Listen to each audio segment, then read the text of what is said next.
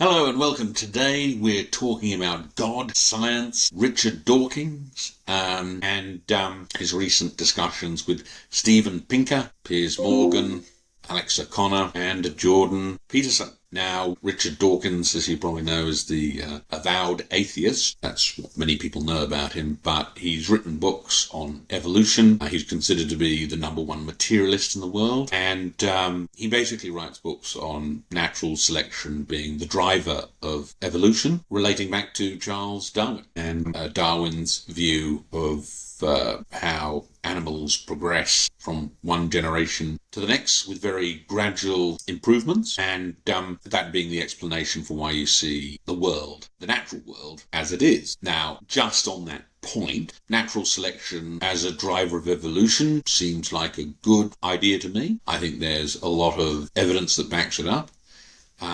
It's a bit like the standard model of particle physics. It's not complete. It's a theory. It's a theory of evolution that has been driven by natural selection. And if you go to Richard Dawkins' recent discussion on poetry of reality, where he talked with Alex O'Connor in Los Angeles and Steven Pinker in New York, I think, Steven Pinker being the Harvard professor of psychology, I think, he makes a very good arguments for why evolution and natural selection are good theories, and natural selection being the driver of evolution. However, they are theories. They're not complete pieces of work. There's more work to be done on understanding natural selection, understanding evolution, and there's a number of questions in the question and answer section that Richard Dawkins couldn't answer, and he was very honest about that. Very polite, honest man when it comes down to it. But natural selection and evolution, they're not complete theories. So it's important to bear that in mind before you start sort of clinging to natural selection and evolution as absolutely settled and absolutely complete science. It's not. And look, in simple terms, as Einstein added in gravity to the special theory of relativity. She came out with in 1905. He added in gravity later with help from Marcel Grossman and a whole lot of other people. And he came up with general relativity 10 years later. So, to be honest, gravity is the one force that exerts in real time a force on all animals, right? Because if you close your eyes, you're not necessarily getting visual information. You're not getting material from the electromagnetic spectrum, as it were. But gravity is 24/7/52, and so I suspect you'd need to add in a proper theory of gravity into natural selection in order to better explain natural selection as a driver of evolution, because all animals have to overcome gravity and stay upright. So I think that's certainly, and I'm sure it is to some extent, included it's in some sort of given in the theory, but I suspect it's nowhere near where it needs to be in terms of explaining natural selection, because gravity would be the number one force, and on mutations as well, which is something separate. But that's for evolutionary biologists.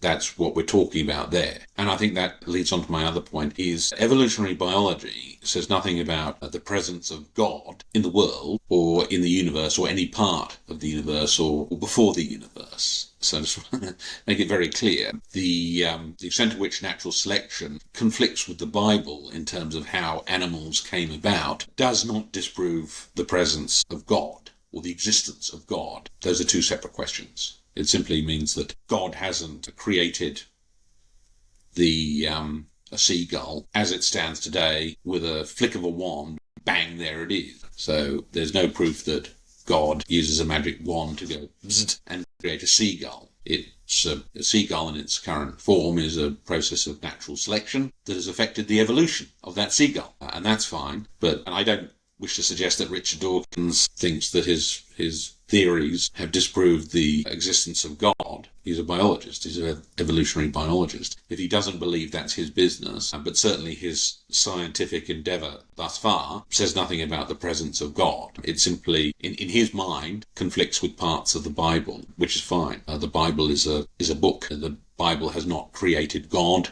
God does not rely on the Bible to exist. God either exists or doesn't. The same with the divine. The divine either exists or it doesn't. It doesn't rely on a book, and I suppose to some extent it relies on human belief, but for people to be conscious of it, but technically it doesn't, God either exists or God doesn't. It's people's beliefs, and books don't come into that threshold question. It's either a yes or a no. But before we get on to that, Richard Dawkins is going around with his book, Genetic Book of the Dead. That's his new book. And basically what he's saying at the start of it is that a scientist, a zoologist in the future, can look at an animal and be able to see the book of genes, if you like, of the animal, and how natural selection has affected that over time. So you'll get almost like a record of the historical progression of natural selection in that animal's genes and its overall makeup. And that may or may not be true. And he talks about it being an ambitious ambition in one of his talks, and that's fine. That seems perfectly sensible. And I think there's a range of problems that Richard runs into by suggesting that on the spiritual side. But in terms of being able to test an animal in the future, certainly a scientist it's likely they'll be able to see the progression of natural selection in the animal's genetic makeup, and potentially even chemical makeup as well. I suppose the point is that he's been doing these talks, and not just with Steven Pinker and Alex O'Connor, but also he did a talk with Jordan Peterson, where Alex O'Connor was sort of moderator, and he also appeared on Piers Morgan. I want to speak about that first, because I was stunned watching it as Richard Dawkins batted away the whole concept of talking what came before the universe, because physicists had said to him, according to his account on the podcast with Piers Morgan, that it doesn't mean anything. There was no time before the Big Bang, because time is a property of the universe. And I've spoken about this before. Yes, it is. Time is a property of this universe. Space-time, they're conjoined, a space-time continuum, quantized space-time in some people's reckoning. But it does not mean that a scientist doesn't ask the question, what came before the current universe? I'm quite stunned at that sort of proposition. A scientist should ask, and I certainly do, and I certainly have. I've certainly come up with an answer from first principles, which is that, okay, there may not be time that you measure with a clock coming before the universe, because clock time, if you will, space-time, is a concept of our current universe, but that doesn't rule out there being some sort of quantum progression or quantum duration prior to the Big Bang that governed the procession of the matter and energy that existed. Now, you can conjure up notions of time crystals that have a specific a specific effect on entropy, sort of seemingly to violate the second rule of thermodynamics, that entropy increases over time. It does increase over time. But in a time crystal, the concept is that it holds steady, so it's not linear. But essentially, there's very few things that could have preceded our universe. Most likely a quark star, a gigantic quark star, thousands of trillions of solar masses, right? Or something like it, or an agglomeration of quantum matter that was so hot, and we're talking in tens of billions of degrees. So our sun is 50 million degrees Kelvin. There had been suggestions that before the Big Bang it was 10 billion degrees Kelvin, and now the suggestion is it's more like 1 trillion degrees Kelvin, but very hot. And then finally it became unstable and collapsed and exploded in the Big Bang, and a 10-cent piece went to the diameter of a 10-cent piece. The universe started at a diameter of 10-cent piece, obviously smaller, and then exploded in much less than 1 second to 10 million Milky Way galaxies, which ends up being, whatever that is, 100,000 light years times 10 million. I think you end up at 10 trillion kilometers in much less than a second. So that's where you got the birth of the universe. But those numbers are so extreme that they can only come from a very small number of initial conditions prior to the Big Bang. So it's actually quite a simple question to answer. What came before the Big Bang? Well, it can only be one of a few things, because the conditions were so extreme. So I completely reject Richard Dawkins' concept with Piers Morgan that, physicists talk about it having no meaning, about time before the current universe, because clock time started at the Big Bang, but prior to the current universe, you can easily talk about a quantum duration and a quantum progression, a vast amount of matter and energy that became unstable and collapsed in the Big Bang. So I don't agree with that at all. I'm stunned that a scientist wouldn't hypothesize about that, because you can and you should, and science advances by pushing the boundaries and making people uncomfortable if that is necessary, and offending them if necessary, by saying, no, we can ask that question and we should ask that question. So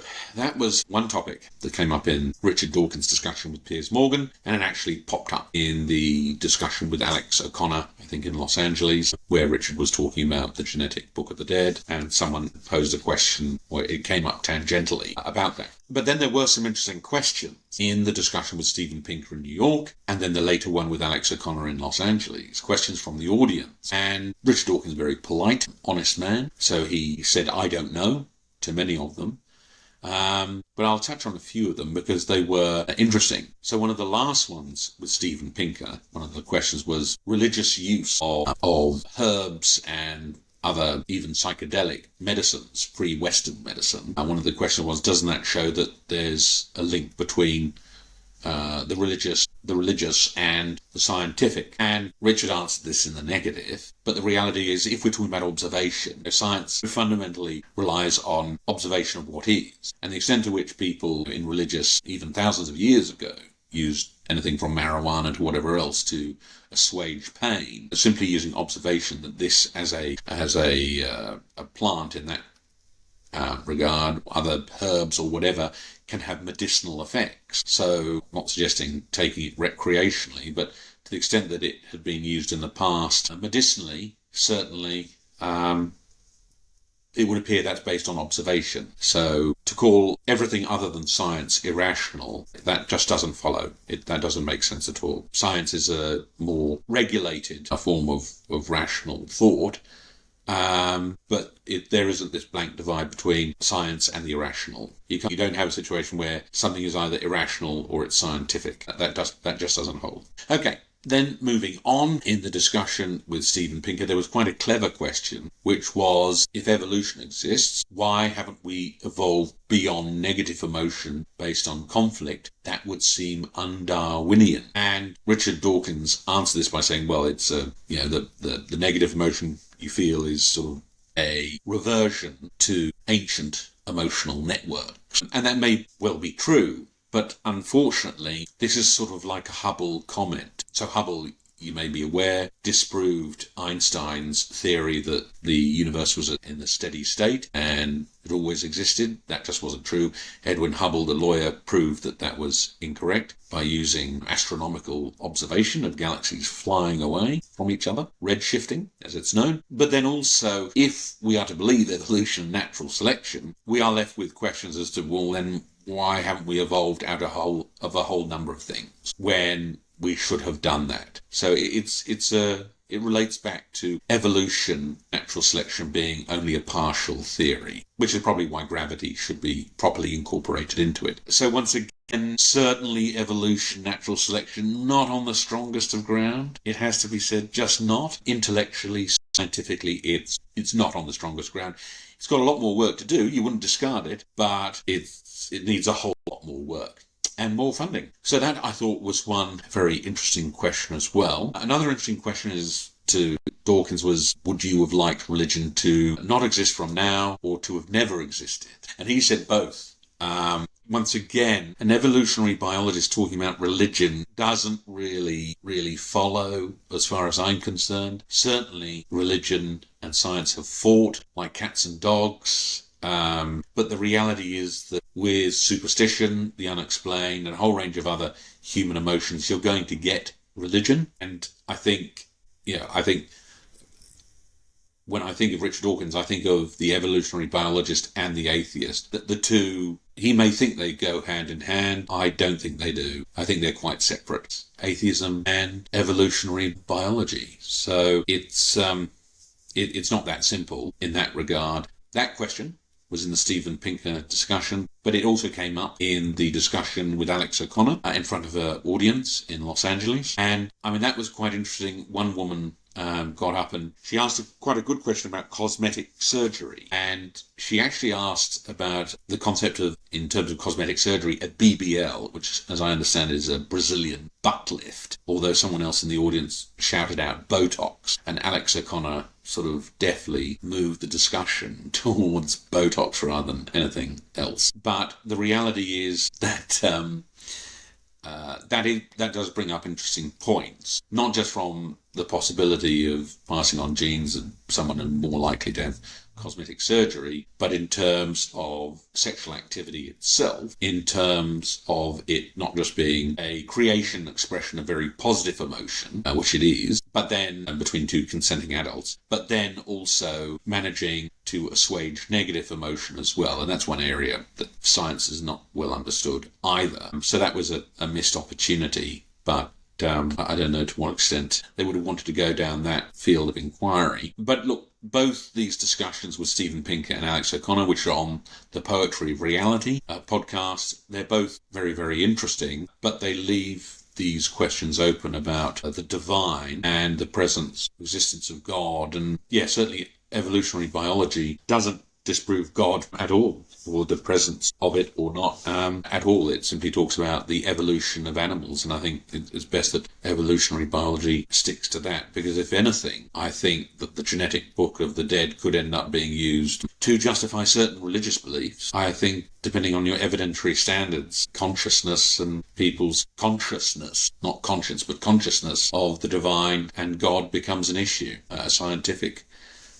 issue that becomes problematic. So, very interesting work by Richard Dawkins on evolutionary biology. Talks about Darwin and Gregor Mendel and understanding the difference between blending and keeping all genes. It just depends which are switched on. But on the grounds of atheism and or religion, it doesn't really explain much about atheism or religion. That's quite separate. It's just that you wouldn't go to the Bible to learn about evolutionary biology, but certainly having an understanding of English literature requires an understanding of the Bible and the Book of Common Prayer, and Richard Dawkins makes that comment explicitly. Anyway, apart from that, there's another podcast on Jordan Peterson, talking with Richard Dawkins. That's quite interesting as well. It sort of started as a debate, but it really didn't end up that way. They ended up just talking about evolution, which I think is probably the best way. Evolutionary biology and thoughts, memes, concepts, writing, so on and so forth, which I think is probably best where that discussion is left. I don't think there's anything much to be gained talking about the divine or the presence of God there, because Richard Dawkins' work does not bear on that. It bears on human systems. It bears on evolution of animals, including humanity. Anyway, tell me what you think. Thanks.